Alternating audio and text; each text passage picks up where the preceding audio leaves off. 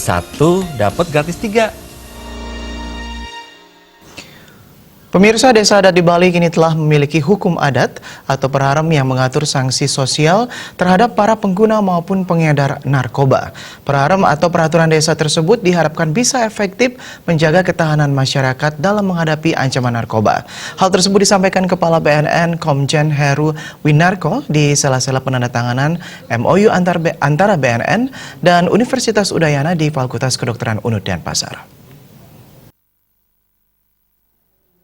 Dalam kesempatan tersebut, Kepala BNN Komjen Heru Winarko menilai masyarakat Bali memiliki resistensi terhadap narkotika tertinggi se-Indonesia. Ia berharap hukum desa adat atau peraturan desa mampu secara efektif menjaga ketahanan masyarakat terhadap ancaman narkoba. Bali sebagai salah satu destinasi pariwisata favorit internasional rentan terhadap peredaran narkotika. Heru Winarko optimistis sosialisasi melalui pendekatan kultural dengan nilai kearifan lokal yang bisa menyentuh masyarakat, ketahanan terhadap narkoba dapat ditingkatkan. Supaya bagaimana masyarakat Bali ini punya ada ketahanan, dan hasil penelitian kami di Bali ini, hasil penelitian di BNN di Bali ini punya ketahanan terhadap dari narkoba sangat baik, nomor 1 di Indonesia untuk ketahanan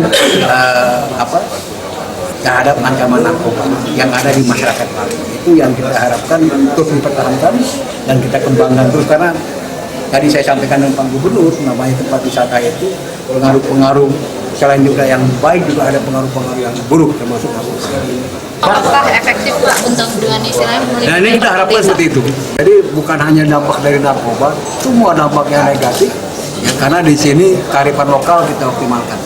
Bagaimana kearifan lokal di Bali ini kita bisa berdayakan, ya, sehingga ya misalnya pengguna atau pengedar di daerah tersebut ya ada sanksi-sanksi sosial yang diberikan oleh pendekatan kultural itu sendiri. Ya, itu yang kita harapkan.